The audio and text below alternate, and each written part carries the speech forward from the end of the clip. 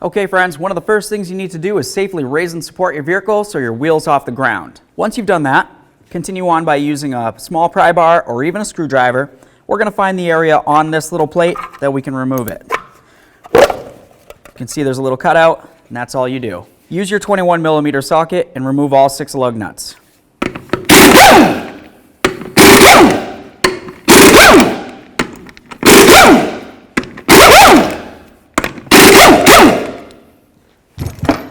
Remove your wheel. If your brake caliper looks like this, obviously you're going to want to clean it down before you proceed. Okay friends, before we get started on this job, I wanted to make sure that you have safety as your #1 concern. Eye protection, hand protection, and of course you want a nice collection bucket because we're going to be dealing with chemicals. Let's get started. Now that we have most of the dirt out of the way, we need to make sure we have our collection bucket underneath the area where the fluid might come out of, which would be this general area. Once you've done that, I'm going to continue on with a little bit of penetrant spray. If you were to look at this area right here, this is your caliper slider. If you were to look on the inside area where the pad / the bracket is right there, you're going to be able to see the bolt for the slider coming through. I like to try to spray that down on both of them, just kind of as a little help me out in the long run type of deal. And I'll get this side right there. And why not up here where the line or the hose actually goes into the caliper, just because. Alright, so now before I go ahead and take the hose off of the caliper and I have fluid leaking out everywhere, I'm just going to loosen up these caliper sliders and make sure they're pretty much ready to come out. Using a 10mm, let's see if we can get these to break free. There's one. I'm going to leave it in there just like that. Start the other one the same way, and I'm going to leave them both in there just a teeny bit so I can remove this one while it's still secured to the vehicle.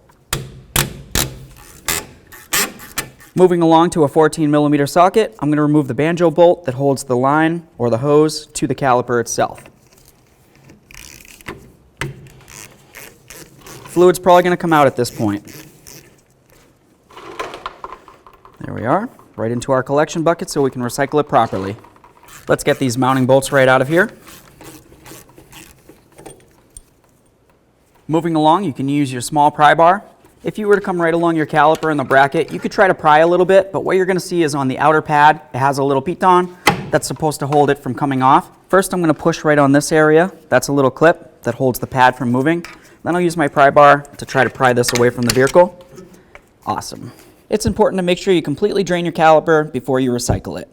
If you have a pair of these hose pinchers, it's a great idea to use it. That's going to help you save all of your brake fluid as much as possible. Once you have the caliper drained and you don't have any brake fluid on your hands, at least as much as possible, we're going to get the pads out of here. Once you have your caliper completely drained and as much of the brake fluid off your hands as possible so you don't contaminate your pads, we're going to take our pry bar right here, and I'm just going to try to go right in between this area here and here. And you can see that there's a little piton that should go through that hole for the pad. Once you get it so it's pulled out of the hole, you should be able to lift out on the pad. There's the piton, there's the hole. Do the same on the other side.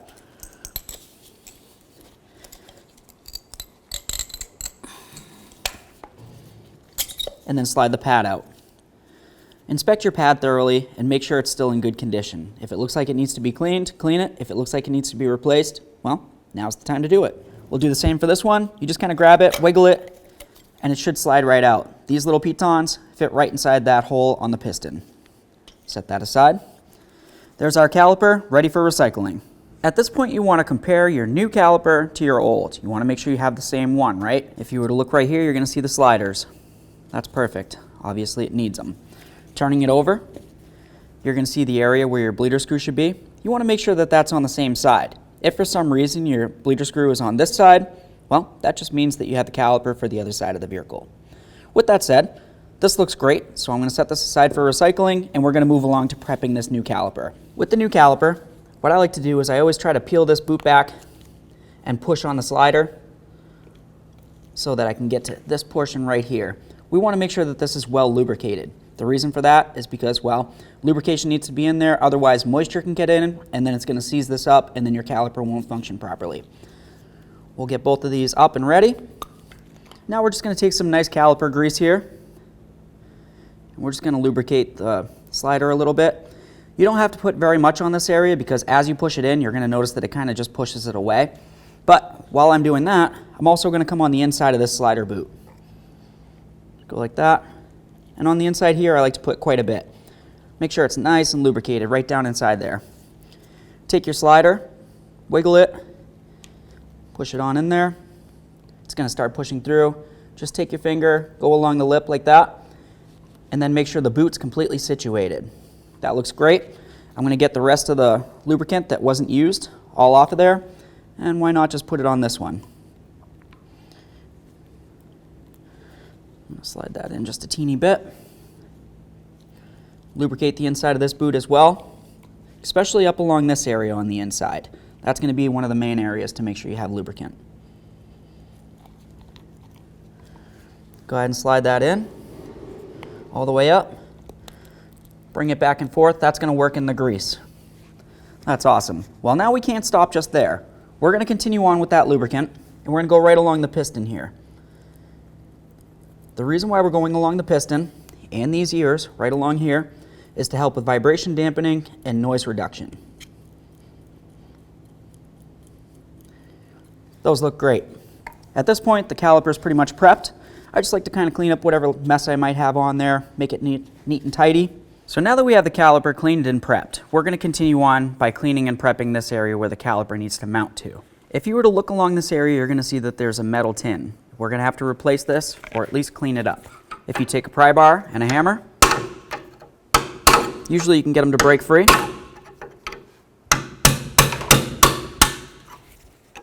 Just pry it right off of there. If you look inside here, a lot of times you're going to see rust and buildup. If you see rust and buildup in here, more than likely you're also going to have it on this. So of course you're going to need to clean this area up. We'll do the same to both. Looking all along here, I can see a whole bunch of raised areas. This is a lot of rot buildup. Like I said, that's going to cause an issue with braking, so we need to make sure we get it off of there.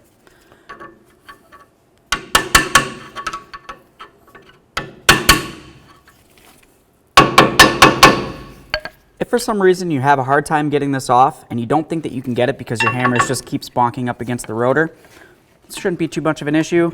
You could just remove the rotor. And now you have a nice clear area to be able to do anything you need.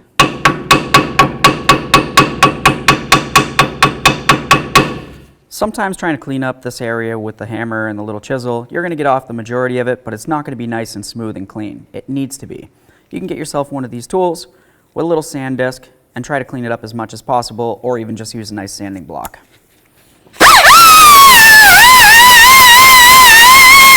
So we've got this area nice and cleaned up on both of them. That's great. Now, assuming you took your rotor off, if you were to look behind it, you're probably going to see a whole big mess at this point. There's probably going to be a lot of rust and everything inside this area. You want to make sure you get out as much of that as possible, because if any of it falls out and just kind of comes inside the rotor, you're obviously going to hear a brake noise. While we're in here cleaning this up, I always like to spray down this area right here. That's the area where your e-brake's going to pivot from the backside, and it should spread the e-brake shoes. If it doesn't pivot here, obviously you're going to have an issue. Continuing on, it's time to clean up the hub area of the axle where the rotor's going to ride. Looking at the hub area of your axle, you can see where it's going to go into the differential. Make sure you don't see any fluid coming out of here. If you do, your differential seal's leaking right there. Once you have this hub area cleaned up as much as possible, I always like to use a little bit of copper never seize. Now, using a little bit of the caliper grease, we're going to coat the area where those tins are going to ride. I always like to put this on there. It's going to help with rust and everything. You don't want any more rust building up under there.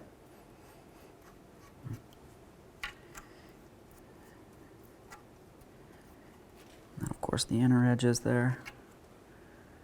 Now we're going to put on our tins. You'll notice that they're both the same. You look at the back side, you've got the slot where this is going to go.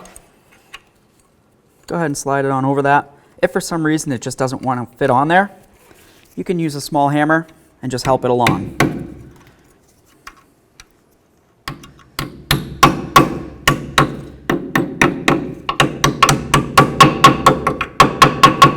Do the same to the other one.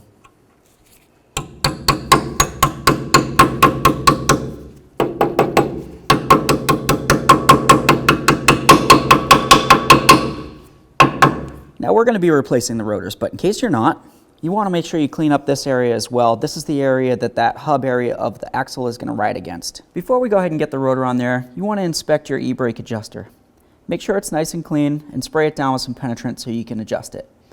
Next, we're going to grab our rotor, put it on there. Test the e-brake to make sure that the e-brake shoes hold up against the rotor. Now taking your nice rotor, let's go ahead and get it up on here. Should just slide right on. There we are. Give it a little spin, make sure it's not dragging on those e-brake shoes. You also want to test your e-brake real quick just to make sure that it is actually going to grab the way that it should. If it doesn't, you need to adjust it a little bit. Now if you were to look at your flex hose, you can see that the area where the gaskets are going to ride, that little circular area, is full of debris. We need to make sure that that's cleaned up.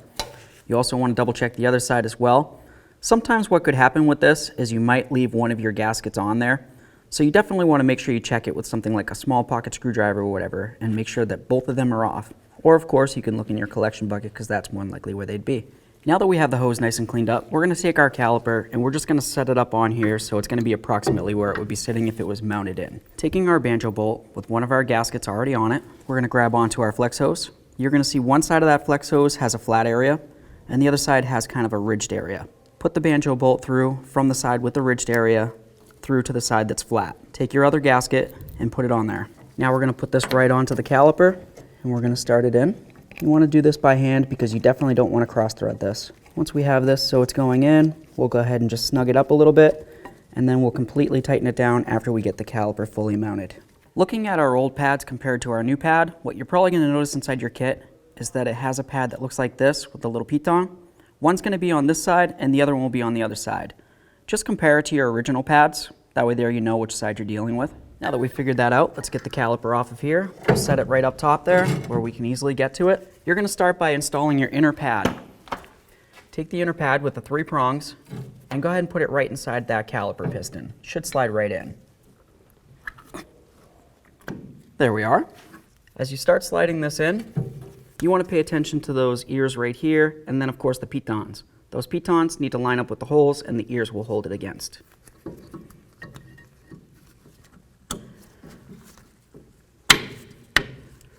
There we are. Double check to make sure it's seated completely.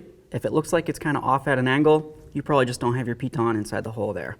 This looks great. Now we're going to continue on by installing the caliper, starting with the bottom area first, because if you look at the outer pad, you'll see that it has the double ear. Slide that right over both sides of the bracket area there, and then be careful for your slider.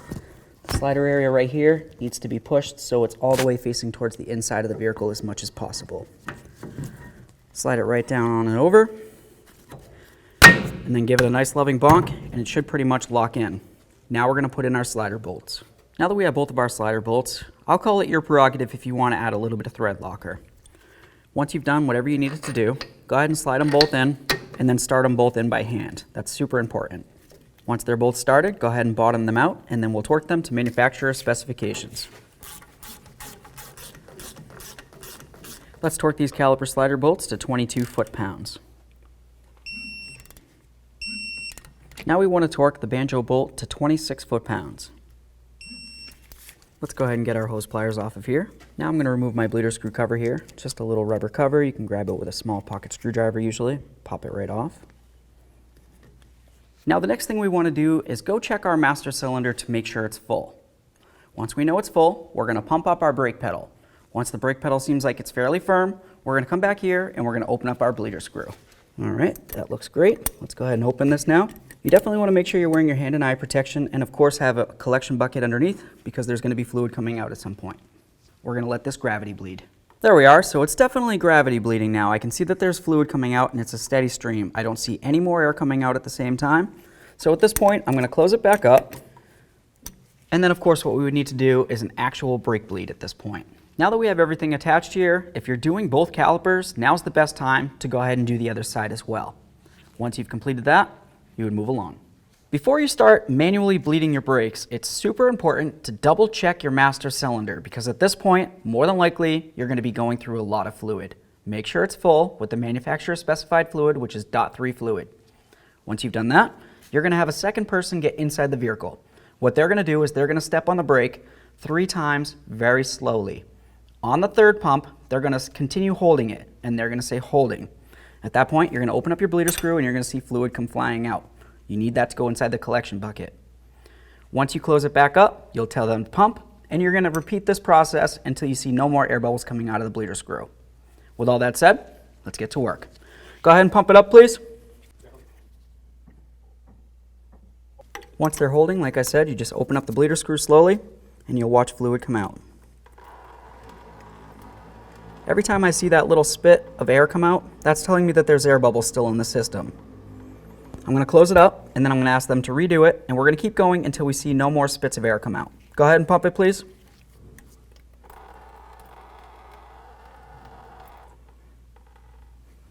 There we are. I'm just going to make sure it's nice and closed up. You can release the brake.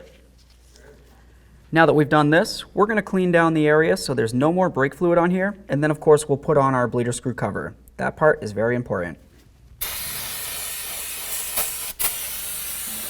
We'll get that right on here.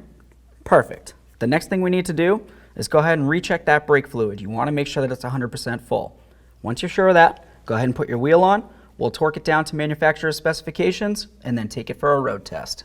Now it's time to get our wheel back up on here.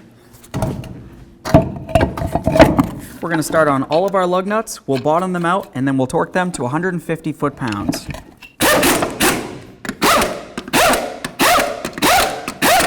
Let's get these torqued to 150 foot-pounds. Now that we have them all torqued, it's important to make sure you get your cover back on there. There you are. Okay, take it for a road test.